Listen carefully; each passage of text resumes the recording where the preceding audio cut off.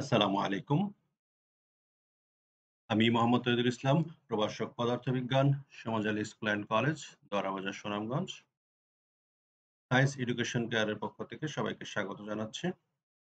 আজকে যে বিষয়টা নিয়ে আলোচনা করব, মহাকর্ষ অভিকর্ষ অধ্যায়ের লেকচার 3। যে টপিকস গুলো থাকছে আজকে: অভিকর্ষ ত্বরণ, ভূপৃষ্ঠ থেকে উচ্চতর নিম্নতর কোন স্থানে অভিকর্ষ ত্বরণ জি এর মানের পরিবর্তন। এরপরে থাকছে পৃথিবীর আহ্নিক গতির জন্য অভিকর্ষ ত্বরণের পরিবর্তন। অভিকর্ষ ত্বরণ কাকে বলে তাকে জেনে নিই আমরা। অভিকর্ষ বলের প্রভাবে মুক্তভাবে পড়ন্ত বস্তুর বেগ বৃদ্ধির হারকে অভিকর্ষ ত্বরণ বলে। এ ত্বরণ সর্বদা খাড়া নিচের দিকে ক্রিয়া করে। একে জি দ্বারা প্রকাশ করা হয়। এর একক মিটার পার সেকেন্ড স্কয়ার এবং মাত্রা L (T⁻²). ভূপৃষ্ঠ হতে এইচ উচ্চতায় অভিকর্ষ ত্বরণ। মনে করি এম ভরের এবং আর ব্যাসার্ধের ভূপৃষ্ঠে অভিকর্ষ ত্বরণ জি সমান আমরা জানি Gm/r²। এটাকে ১ নম্বর সমীকরণ দিয়ে রাখলাম। আবার ভূপৃষ্ঠ হতে এইচ উচ্চতায় পৃথিবীর কেন্দ্র থেকে r+h তাই অভিকর্ষ ত্বরণ G' হলে আমরা লিখতে পারি G' সমান Gm/r+h²। ২ নম্বর সমীকরণ দিয়ে রাখলাম এটারে। ২ নং সমীকরণকে ১ নং সমীকরণ দিয়ে ভাগ করে পাই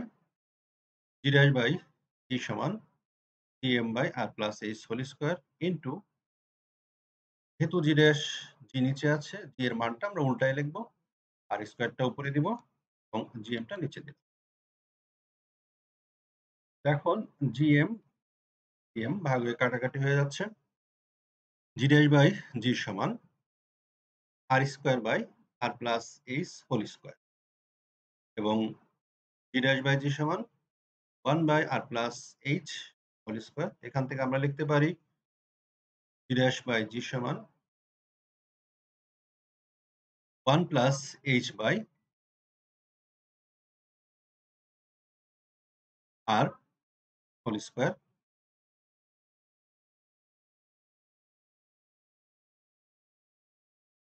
এরপরে G' সমান নিচে যেটা ছিল এটা উপরে নিয়ে আসি 1+h/r⁻²। এই সমীকরণকে বাইনোমিয়াল তত্ত্ব অনুসারে বিস্তৃতি করে h/r এর উচ্চ যে ঘাতগুলো আছে সেগুলো খুবই ক্ষুদ্র হয়। এই কারণে আমরা বাদ দিয়ে লিখতে পারি কি G' সমান 1 - 2h/r। অতএব G' সমান 1 - 2h/r। ৩ নম্বর সমীকরণ দিলাম এটা। এটি হচ্ছে নির্ণেয় অভিকর্ষ ত্বরণ সমীকরণ। এখান থেকে দেখা যাচ্ছে G' এর মানটি অবশ্যই G এর চাইতে ছোট হবে। ভূপৃষ্ঠ থেকে যত উপরে ওঠা যাবে অভিকর্ষ ত্বরণের মান ততই কমতে থাকবে। পরবর্তী টপিকস: ভূপৃষ্ঠ হতে এইচ গভীরতায় অভিকর্ষ ত্বরণ এবং ভূকেন্দ্রে জি এর মান শূন্য, এটা দেখব। মনে করি পৃথিবীর ব্যাসার্ধ আর, এখান থেকে এইচ গভীরতায় একটি বিন্দু আমরা নির্বাচন করলাম। পৃথিবীর গড় ঘনত্ব রো, তাহলে পৃথিবীর ভর এম সমান আমরা জানি এম সমান রো ভি। এম সমান রো ভি সমান আমরা, যেহেতু পৃথিবী একটি গোলক, গোলকের আয়তন সমান 4/3 পাই r³ ইন্টু ঘনত্ব। অতএব পৃষ্ঠ অভিকর্ষ ত্বরণ জি হলে জি সমান আমরা লিখতে পারি Gm/r²। এখানে পৃথিবীর ভর, ঘনত্ব এবং আয়তনের গুণফল দিয়ে যেটা লিখছিলাম ওটা লিখে দিব 4/3 পাই r³ into rho by r²। তো এখানে যখন r² এর সাথে r³ আমরা ভাগ করে দিই তাহলে একটি r থাকবে। জি সমান 4/3 পাই জি রো আর, থেকে ১ নম্বর সমীকরণ আকারে লিখে রাখলাম। এইচ গভীরতায় পৃথিবীর ব্যাসার্ধ যদি r মাইনাস এইচ হয়, অর্থাৎ গভীরতা যখন নেমে আসছি তখন এই দূরত্বটা হয়ে যাচ্ছে কত? r minus H.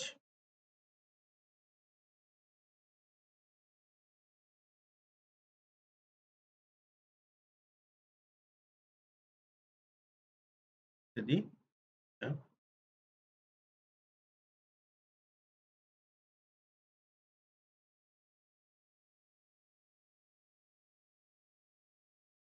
গভীরতাটা হচ্ছে r মাইনাস এইচ এবং গড় ঘনত্ব আগের মতোই রো আছে। তাহলে r মাইনাস এইচ ব্যাসার্ধ পর্যন্ত পৃথিবীর ভর m ড্যাশ সমান 4/3 pi r minus h whole cube.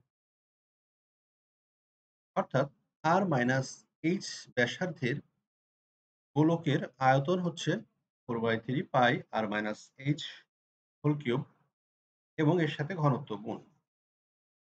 তাহলে পৃথিবীর কেন্দ্র হতে r মাইনাস এইচ দূরে অভিকর্ষ ত্বরণ যদি আমরা g ড্যাশ ধরি, তাহলে g ড্যাশ সমান g m dash by r minus h whole square. এখন m ড্যাশ এর মানটা বসায় দিব। g 4/3 pi r minus h whole cube into rho, নিচে r minus h whole square. এখন যদি r minus h whole square এবং r minus h whole cube কাটাকাটি করে দিই, তাহলে g ড্যাশ সমান থাকছে 4/3 pi 0 r minus h whole square. এখানে যদি একটা কেটে দিই তাহলে থাকবে হচ্ছে r মাইনাস এইচ। তো বসায় দিলাম g ড্যাশ সমান 4/3 পাই 0 r মাইনাস এইচ। এটাকে ২ নম্বর সমীকরণ দিয়ে দিই।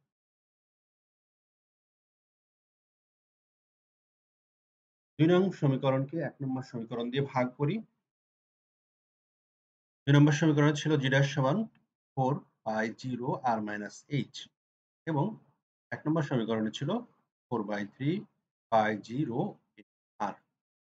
এখন যদি আমরা এই যে কাটাকাটি করে দিই, তাহলে থাকছে কি r minus H by g dash by g সমান r minus H by r।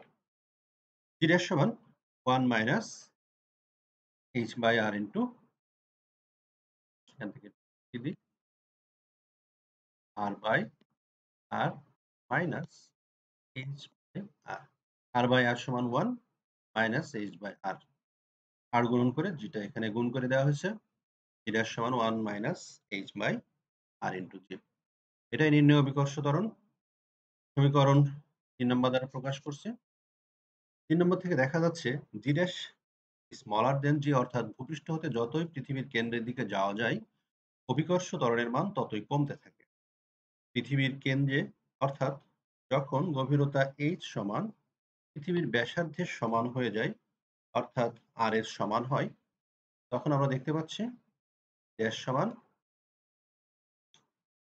1 minus r by r equal, অর্থাৎ যেটা সমান 0। পৃথিবীর কেন্দ্রে ভূকেন্দ্রে অভিকর্ষ ত্বরণের মান 0 হবে। এরপরে আসি পরবর্তী টপিকসে, পৃথিবীর আহ্নিক গতির জন্য অভিকর্ষ ত্বরণের পরিবর্তন। পৃথিবীর আহ্নিক গতির জন্য ভূপৃষ্ঠের উপরস্থ কোনো বস্তু কণা পৃথিবীর সমান কৌণিক বেগে পৃথিবীর অক্ষ y ড্যাশকে কেন্দ্র করে বৃত্তাকার পথে ঘুরবে। ফলে বস্তু কণাটি একটি অপকেন্দ্র বল Fc অনুভব করবে, অর্থাৎ কেন্দ্র বিমুখী বল Fc অনুভব করবে। চিত্রে দেখানো আছে ছোট m ভরের একটি বস্তু P বিন্দুতে নেওয়া হয়েছে। m ভরের বস্তু কণা P বিন্দুতে পৃথিবীর সুষম কৌণিক বেগ ওমেগা সহকারে r ব্যাসার্ধের বৃত্তাকার পথে। তাহলে কেন্দ্রমুখী বল Fc সমান আমরা লিখতে পারি m omega square r। Fc এর দিক চিত্রে দেখানো হয়েছে। Fc এর দিকটা হবে হচ্ছে আর ব্যাসার্ধ থেকে বাইরের দিকে। এখন Fc এর একটি উপাংশ cos ল্যামডা, এই হচ্ছে fc। p কণাটি ল্যামডা অক্ষাংশে অবস্থান। p কণাটি অর্থাৎ এখানে m ছোট আকারের একটি বস্তু দেওয়া আছে। ব্যাসার্ধ p কণাটি ল্যামডা অক্ষাংশে অবস্থান করলে পৃথিবীর কেন্দ্র ও ও হতে OP বরাবর FC এর উপাংশ অর্থাৎ কেন্দ্র বিমুখী বলের উপাংশ হবে হচ্ছে FC cos ল্যামডা। বস্তুকণার ওজন mg এর কিছু অংশ FC cos ল্যামডাকে প্রশমিত করবে।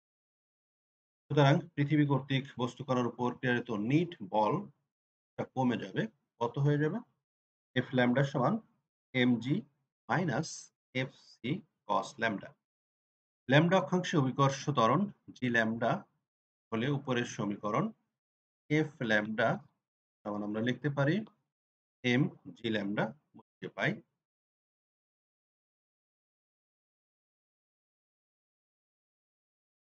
m g ল্যামডা সমান mg minus m omega square r cos lambda বা g ল্যামডা সমান এই সমীকরণটার উভয় পক্ষে m দ্বারা ভাগ করে দিই তাহলে আমরা পাচ্ছি g ল্যামডা সমান g minus omega square r cos lambda. যেহেতু পৃথিবীর ব্যাসার্ধ r হলে অক্ষ থেকে যে দূরত্বটা আমরা নিয়েছিলাম r দূরত্ব r সমান এখানে দেখো এই যে এই r ব্যাসার্ধ সমান বড় r এর সাথে একটি সম্পর্ক স্থাপন করি। এই কোণটি ল্যামডা হয় তাহলে এইখানের কোণটি হবে ল্যামডা। তো এটা ল্যামডা হলে এই বাহুটাকে আমরা ভূমি ধরবো এবং এটা হচ্ছে অতিভুজ। তাহলে এখানে আমরা লিখতে পারি cos ল্যামডা সমান ভূমি বাই অতিভুজ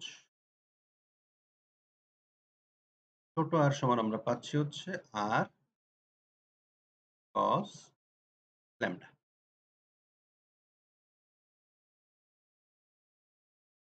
এই কাজটা আমরা এখানে করছি।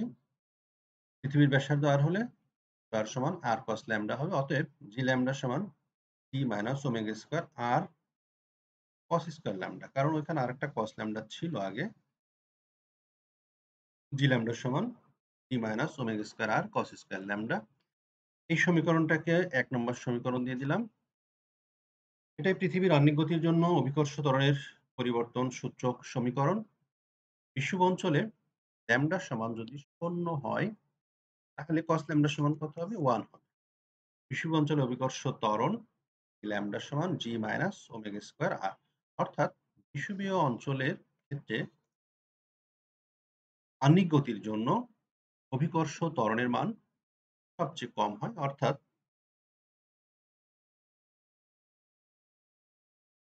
ওমেগা স্কয়ার r এটা বিয়োগ হয়ে যায়। আবার মেরু অঞ্চলে ল্যামডা সমান যখন 90 ডিগ্রি হচ্ছে cos ল্যামডা সমান 0। এর ফলে দেখা যাচ্ছে যে যখনই আমরা cos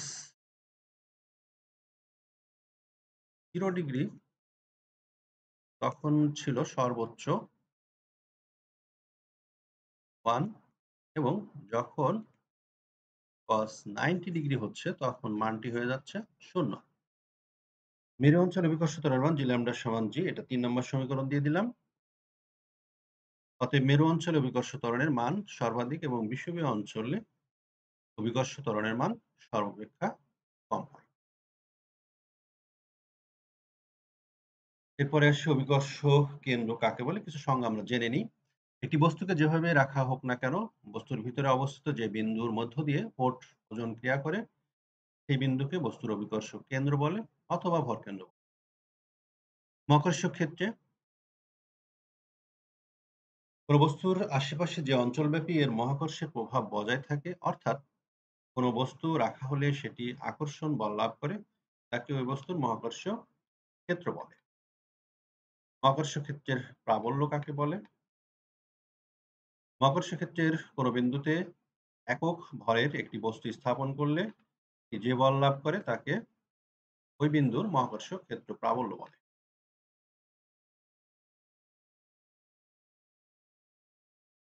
কৃত্রিম উপগ্রহ মানুষের প্রেরিত যে সকল মহাশূন্যযান নির্দিষ্ট কক্ষপথ থেকে পৃথিবীকে পরিভ্রমণ করে তাকে কৃত্রিম উপগ্রহ বলা হয়।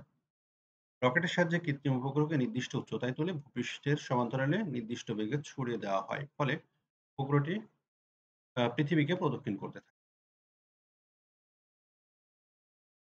এ পর্যন্ত ছিল আজকের ক্লাস। দেখা হচ্ছে পরবর্তী ক্লাসে। পরবর্তী ক্লাসে তোমাদের এই বিষয়গুলো নিয়ে বিস্তারিত আলোচনা করা হবে। অভিকর্ষ কেন্দ্র, মহাকর্ষীয় ক্ষেত্র, মহাকর্ষীয় ক্ষেত্রের প্রাবল্য এবং কৃত্রিম উপগ্রহ নিয়ে। দেখা হচ্ছে পরবর্তী ক্লাসে।